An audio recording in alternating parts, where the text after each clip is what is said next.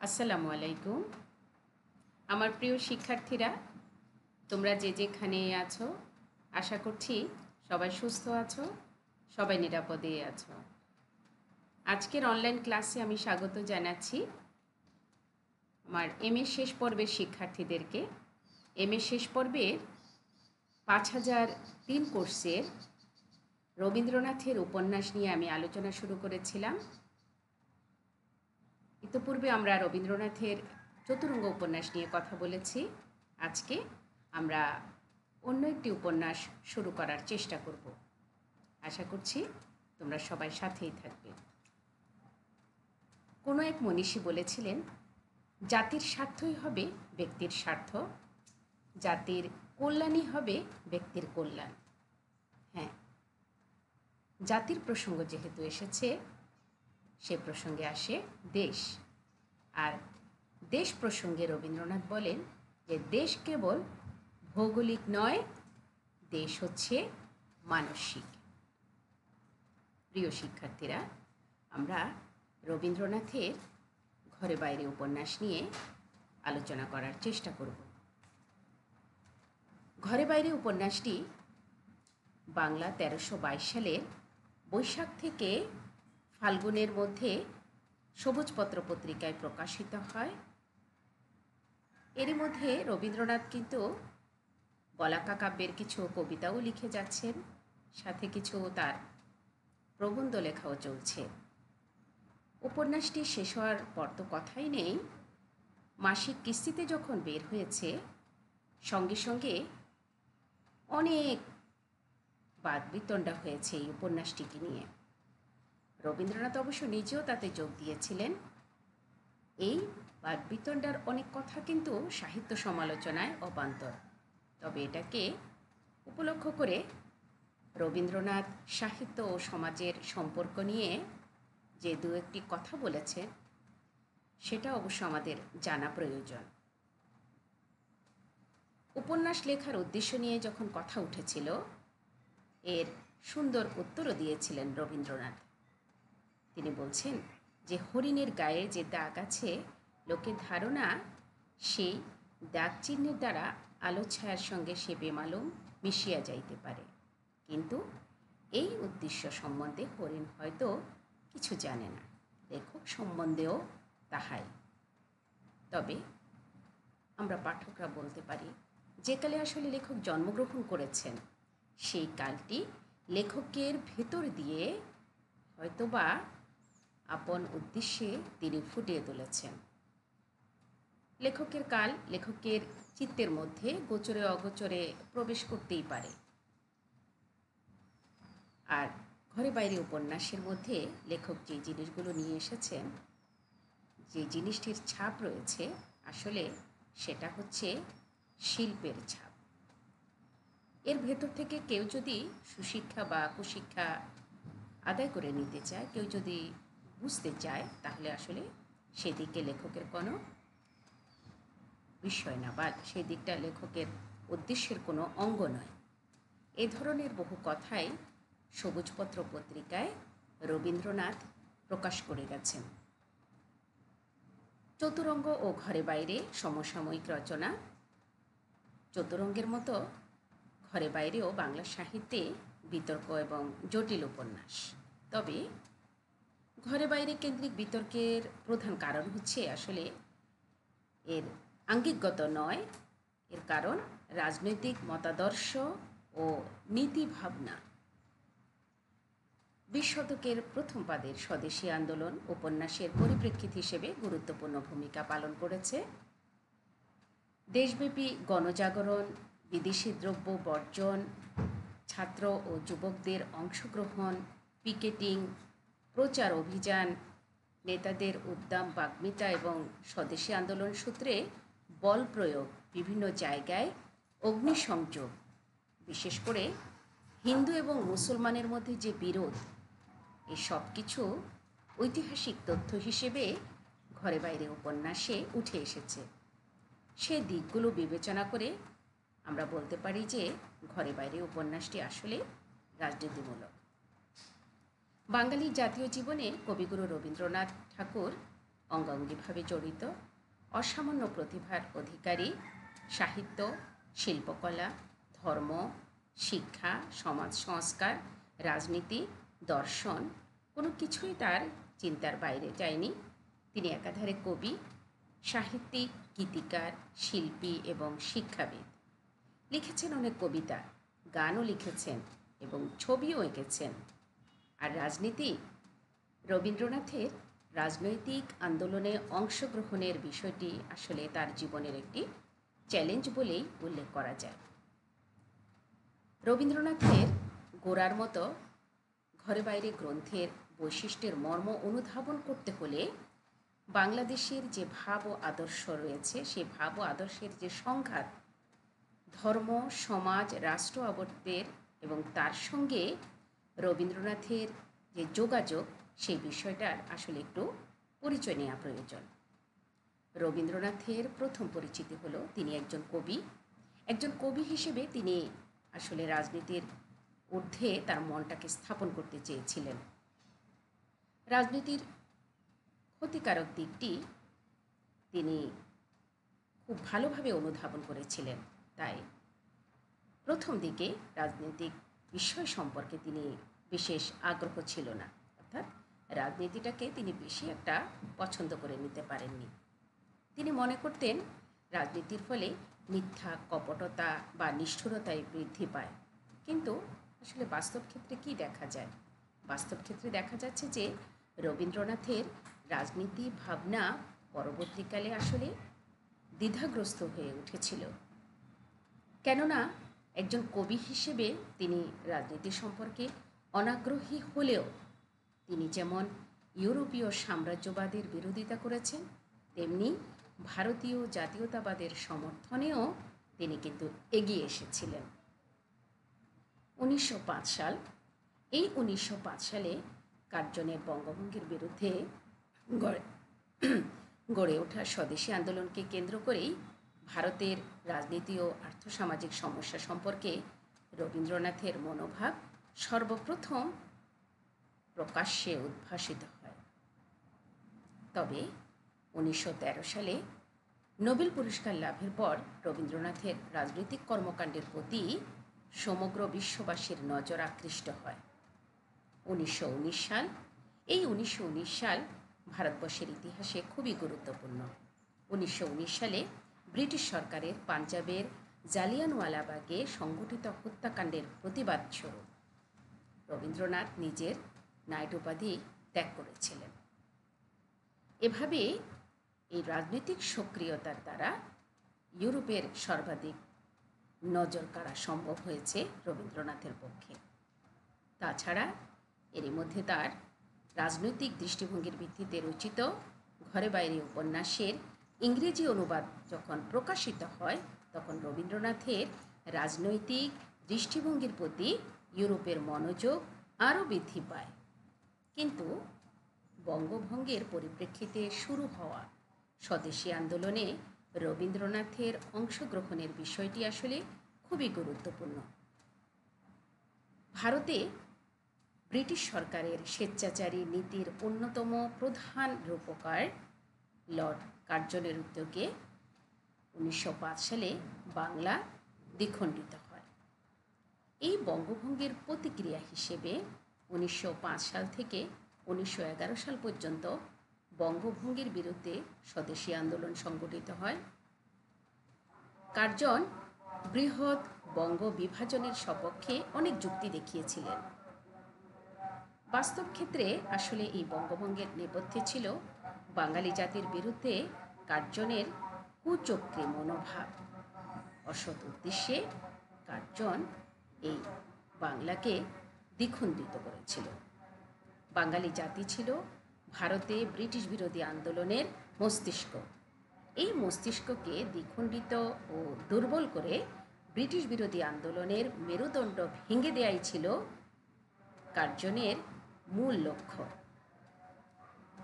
জাতীয়তাবাদী চেতনায় উদ্বুদ্ধ বাঙালি জাতি ইংরেজদের এই চক্রান্তকে কোনোভাবেই সহ্য করতে পারেনি, যে কারণেই এই চক্রান্তকে সমূলে উৎখাত করার লক্ষ্যে বাঙালি স্বদেশী আন্দোলনে সামিল হয়েছিল। আসলে বঙ্গভঙ্গের বিরুদ্ধে গড়ে ওঠা স্বদেশী আন্দোলন কতটা সফল বা বিফল হয়েছিল সেটা আমাদের আলোচনার বিষয় নয়।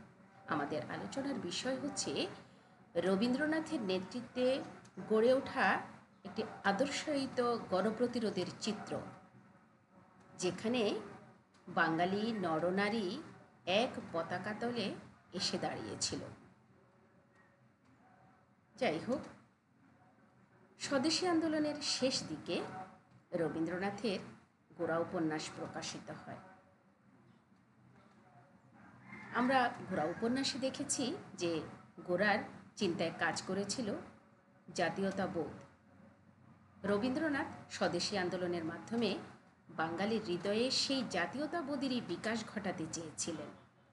তবে একটা বিষয় কি, রবীন্দ্রনাথ গোরার মতো খণ্ডিত ভারতবর্ষের চিন্তায় নিমজ্জিত ছিলেন না। তিনি হিন্দু মুসলমান নির্বিশেষে সমগ্র জাতির আন্দোলনকে রূপ দিতে চেয়েছিলেন, যার প্রমাণ আমরা পেয়েছি তার রাখি বন্ধন উৎসবে।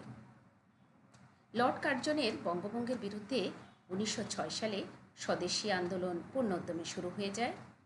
আসলে স্বদেশী বলতে যেটা বোঝানো হচ্ছে যে বিলাতি দ্রব্য বর্জন করা বা বয়কট করা, নিজের দেশের বা দেশীয় দ্রব্য সামগ্রী ক্রয় করা। আর এটা ছিল জাতীয়তাবাদী আন্দোলনের মূল কথা, মূল থিম। আন্দোলনের লক্ষ্য ছিল যে এদেশে বিলাতি দ্রব্য বর্জন করলে ব্রিটিশরা যেমন অর্থনৈতিকভাবে সংকটে পড়বে, তেমনি আমরা যদি দেশীয় দ্রব্য ক্রয় করি, দেশীয় দ্রব্য তখন দেখা যাবে যে বিক্রি বৃদ্ধি পাবে, দেশের শিল্প এবং অর্থনীতির বিকাশ লাভ করবে। তবে বল প্রয়োগ করে বিলাতি দ্রব্য সামগ্রী বয়কট বা বর্জন করার প্রয়াস শুরু হলে রবীন্দ্রনাথ সেটা কিন্তু তিনি সমর্থন করেননি, কারণ তিনি বুঝেছিলেন এই প্রয়াস ছিল আসলে রাজনৈতিক চিন্তাপ্রসূত। এটা বিশেষ উদ্দেশ্য সাধনের লক্ষ্যে এই কাজটা করা হচ্ছে।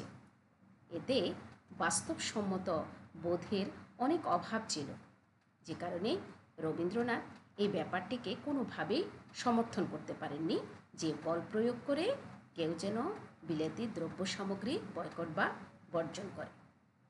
তিনি মনে করতেন যে শুধুমাত্র বয়কটের দ্বারা এই সমাজের মূল সমস্যাটিকে ক্ষুদ্র করা হচ্ছে। তার মানে আমরা এর মাধ্যমে আমাদের মূল লক্ষ্যে কখনো পৌঁছতে পারবো না। আমরা যেই উদ্দেশ্যে স্বদেশী আন্দোলনে সামিল হয়েছি সেই উদ্দেশ্য কখনোই সফল হবে না। এটা বিশেষ চিন্তাভাবনার ফসল বলে এই জিনিসটাকে রবীন্দ্রনাথ সে সময়ে কোনোভাবেই তিনি সায় দিতে পারেননি। কংগ্রেস দলের নেতারা ব্রিটিশ পণ্য বর্জন করেছে ঠিকই, কিন্তু তারা আবার জার্মান, অস্ট্রিয়া বা আমেরিকান পণ্য ব্যবহারে কুণ্ঠাবোধ করেনি। তখন আসলে স্বাদেশিকতার নামে নেতাদের বিভ্রান্তিমূলক নীতিরই প্রকাশ পায়। এর বিরুদ্ধে রবীন্দ্রনাথ তার বক্তৃতায়, তার লেখনীতে অনেক সমালোচনাও করেছেন। তবে বস্তুত যখন সমগ্রভাবে দেশের বুদ্ধিশক্তি, কর্মশক্তি উদ্যত থাকে, তখন অন্য দেশ থেকে কাপড় কিনে পরলেও আসলে স্বরাজের মূলে আঘাত লাগে না, সেটা আমরা সবাই বুঝতে পারি। গাছের গোড়ায় বিদেশি সার দিলে যেমন গাছ বিদেশি হয়ে যায় না, আর খদ্দর পরা দেশি যে সমগ্র দেশের সম্পূর্ণ আদর্শ হবে, একথাও আসলে পরিপূর্ণভাবে মানা যায় না। এই ধরনের চিন্তা চেতনা লালন করছেন রবীন্দ্রনাথ, যে কারণেই রবীন্দ্রনাথ সেই বিশেষ উদ্দেশ্যে যারা স্বদেশী আন্দোলনের যে নতুন নীতি প্রণয়ন করতে চাচ্ছেন, নতুন নীতি প্রচলন করতে চাচ্ছে, সেই জিনিসটাকে রবীন্দ্রনাথ কোনোভাবেই সায় দিতে পারেননি। এ সময় রাজনীতি সম্পর্কে প্রবল অনাগ্রহ সত্ত্বেও রবীন্দ্রনাথের রাজনৈতিক চিন্তা ধীরে ধীরে ভিন্ন পথে প্রবাহিত হতে থাকে। আসলে রাজনীতি তাঁর স্বভাব বিরুদ্ধ হলেও তিনি যে দেশে, যে পরিপ্রেক্ষিতে, যে পরিবেশে জন্মগ্রহণ করেছেন, সেই পরিপ্রেক্ষিতে শেষ পর্যন্ত রাজনৈতিক আবর্তে অংশগ্রহণের বিষয়টিকে তিনি সম্পূর্ণভাবে আসলে এড়িয়েও যেতে পারেননি। তাই 1905 সালে লর্ড কার্জনের বঙ্গভঙ্গের পরিপ্রেক্ষিতে যখন স্বদেশী আন্দোলন শুরু হয়, তখন রবীন্দ্রনাথ সেখানে জড়িয়ে পড়লেন। প্রথমে ব্রিটিশ সরকারের বঙ্গভঙ্গের পরিকল্পনা প্রচারিত হলে রবীন্দ্রনাথ 1904 সালে স্বদেশী সমাজ নামে একটি প্রবন্ধ পাঠ করেন। এই প্রবন্ধে তিনি বঙ্গভঙ্গের মূল সমস্যার কারণ খুঁজে বের করার চেষ্টা করেন এবং কিভাবে এর প্রতিকার করা যায় সেটারও সুন্দর ব্যাখ্যা দেন। 1905 সালে কার্জন দুই বাংলা বিভক্ত করলে আন্দোলন শুরু হয়ে যায়। রবীন্দ্রনাথ আন্দোলন প্রসঙ্গে বিভিন্ন গান গাইতে থাকলেন, গান লিখতে থাকলেন, গণমিছিলে অংশগ্রহণ করতে থাকলেন। স্বদেশী আন্দোলনের অংশ হিসেবে তিনি দেশীয় শিল্প পুনরুদ্ধার করার চেষ্টাও করতে থাকলেন। আন্দোলনের পটভূমিতে তিনি স্বদেশী সঙ্গীতও রচনা করলেন। আসলে রাজনীতির প্রতি অনাগ্রহ থাকলেও 1905 সালে বঙ্গভঙ্গের পরিপ্রেক্ষিতে শুরু হওয়া স্বদেশী আন্দোলন ছিল এমনই একটি রাজনৈতিক বিষয় যার সঙ্গে জাতীয়তাবাদী রবীন্দ্রনাথের জড়িয়ে পড়ার বিষয়টি এক প্রকার অবিসম্ভাবী হয়ে গিয়েছিল। 1905 সালে 16 অক্টোবর, যেদিন কার্জন আনুষ্ঠানিকভাবে বাংলাকে খণ্ডিত করেছিল, সেদিন এর প্রতীকী প্রতিবাদ হিসেবে রবীন্দ্রনাথ রাখি বন্ধন উৎসবের সূচনা করেন। সাম্রাজ্যবাদী ইংরেজদের অস্ত্রচালনার দ্বারা দুই বাংলা বিভাজিত হয়েছে। হ্যাঁ, দুই বাংলা বিভাজিত হলেও রবীন্দ্রনাথের প্রেরণায় বাঙালি নরনারী একে অপরের হাতে রাখি বেঁধে দিয়েছে এবং এই রাখি বাঁধার মাধ্যমে তারা তাদের মনের অখণ্ডতার কথাই প্রকাশ করেছে। তাঁর প্রেরণায় হাজার হাজার মানুষ গঙ্গার ধারে একে অপরের হাতে রাখি বেঁধে দেশাত্মবোধক গান গাইতে গাইতে মিছিল করে। হিন্দু ও মুসলিম সাম্প্রদায়িক সম্প্রীতির প্রতীক হিসেবে একে অপরের হাতে রাখি বেঁধে দেয় এবং একে অপরকে আলিঙ্গন করে। প্রথম দিকে স্বদেশী আন্দোলনের পন্থা ছিল অহিংস এবং অসহযোগ এবং অহিংস মনোভাব নিয়ে স্বদেশী আন্দোলনের সূচনা হয়েছিল। কিন্তু যখন কিছু জাতীয়তাবাদী নেতা অহিংস এবং অসহযোগের পথ পরিহার করে আন্দোলনকে চরমপন্থী এবং সন্ত্রাসবাদী পথে পরিচালিত করেন, তখন রবীন্দ্রনাথ খুবই আতঙ্কিত হয়ে পড়েন। তিনি বারবার প্রশ্নবিদ্ধ হলেন মনের দিক থেকে। রবীন্দ্রনাথ ক্রমশ লক্ষ্য করছেন যে আমাদের সমাজ এবং রাষ্ট্রচিন্তা বিচ্ছিন্ন এবং খণ্ডিত হয়ে যাচ্ছে। আমরা আমাদের মূল লক্ষ্য থেকে পিছিয়ে যাচ্ছি। আমাদের যে একটা সমগ্রতা ছিল, একটা সম্পূর্ণ মনোভাব ছিল, সেই মনোভাব থেকে আমরা বিচ্যুত হয়ে যাচ্ছি। আমরা আমাদের মনোভাবকে খণ্ডে খণ্ডে বিভক্ত করে দিচ্ছি। নেতৃত্ব এবং কর্মপদ্ধতি নিয়েও সংকীর্ণ মনোভাবের পরিচয় তার কাছে স্পষ্ট হয়ে গেল। সন্ধ্যা, যুগান্তর, বন্দে মাতরম এগুলোকে কেন্দ্র করে দেশের যে যুব সমাজ আছে সেখানে সন্ত্রাসবাদী বিপ্লবী চিন্তাধারা প্রসার লাভ করতে থাকলো। এরই মধ্যে দেখা গেছে বিভিন্ন জায়গায় হিন্দু মুসলমানের দাঙ্গা শুরু হয়ে গেছে। সেই দাঙ্গা উপলক্ষ করে আমাদের অন্তরের যে বিরোধ তা আরও উৎকটভাবে প্রকট হয়ে উঠল। এইসব চিন্তা ও ঘটনার আবর্তের মধ্যে রবীন্দ্রনাথের রাষ্ট্র ও সমাজ চিন্তার যে রূপান্তর ঘটতে শুরু করলো, তার প্রথম পরিচয় পাওয়া যায় তার ব্যাধি ও প্রতিকার প্রবন্ধে। এদিকে দেখা গেছে যে কংগ্রেসের ভেতরেই বিরোধ শুরু হয়ে গেছে। রবীন্দ্রনাথ বিভিন্ন প্রবন্ধ লিখতে শুরু করলেন। পথ ও পাথেয়, সমস্যা, সদুপায় এ ধরনের অনেক প্রবন্ধ তিনি লিখেছেন। পূর্ব পশ্চিম প্রবন্ধে রবীন্দ্র সমাজ মানুষের যে রূপান্তর, সেই রূপান্তরটা খুব স্পষ্টভাবে ফুটে উঠেছে। স্বদেশী যুগের রবীন্দ্রনাথ কী করে ধীরে ধীরে নানা আবর্তের মধ্যে দিয়ে অন্য এক রবীন্দ্রনাথে রূপান্তরিত হয়েছেন, সেটা তিনি তার প্রবন্ধগুলোর মধ্যে তুলে ধরেছেন। যারা আপাতভাবে নিরীহ এবং এই আন্দোলন সম্পর্কে যারা উদাসীন, তাদের যখন জোর করে আন্দোলনের সঙ্গে যুক্ত করা হচ্ছে, তখন তিনি আরও বেশি প্রশ্নবিদ্ধ হলেন। রবীন্দ্রনাথের আন্দোলন আসলে সাম্প্রদায়িক বিভেদের বিরুদ্ধেও বলা চলে। তিনি মনে করতেন যে যে ব্যক্তির ধর্ম অন্যের ধর্মকে অবজ্ঞা করে, যার সবকিছুই প্রতিবেশীর স্পর্শে অপবিত্র হয়ে যায়, অন্যের ধর্মের অবমাননা করেই যার পবিত্রতা রক্ষা করতে হয়, আসলে সে ব্যক্তি অবমাননার যোগ্য। তাকে সমাজ অবমাননা করবে। রবীন্দ্রনাথ স্বদেশী আন্দোলনের এই কুৎসিত দিকগুলোর বিরুদ্ধে তিনি প্রতিবাদী হয়ে ওঠেন। তিনি এই জিনিসটাকে কোনোভাবেই সহ্য করতে পারেননি যে একজনের ধর্মকে অবমাননা করেই আমি ভালো থাকতে চাই, অন্যের কারণে আমার সব কিছু নষ্ট হয়ে যাচ্ছে, এই মনোভাব আমি যদি ভেতরে লালন করি, তাহলে সমাজের মধ্যে কোনোভাবেই পরিবর্তন আসতে পারে না। এটা তিনি তার প্রবন্ধের মধ্যে বিভিন্নভাবে তিনি তুলে ধরেছেন। বিশেষ করে হিন্দু মুসলমানের বিরোধটাকে তিনি কোনোভাবেই সহ্য করতে পারেননি এবং তাদের যে মনোভাব, তাদের যে মনের যে কুৎসিত চিন্তাগুলো, সেই চিন্তাগুলো রবীন্দ্রনাথকে বারবার ভাবিয়ে তুলেছে। রবীন্দ্রনাথ চেয়েছিলেন গ্রামে গ্রামে গঠনমূলক স্বদেশীর প্রচার হোক, সত্যি কথাটাই প্রচার হোক। সমাজে শিক্ষিত ভদ্রলোক শ্রেণী এবং সমাজের যে খেটে খাওয়া নিম্ন শ্রেণীর মানুষগুলো রয়েছে, তাদের অন্তরের যে বিরোধ, সেই বিরোধটা কমে আসুক।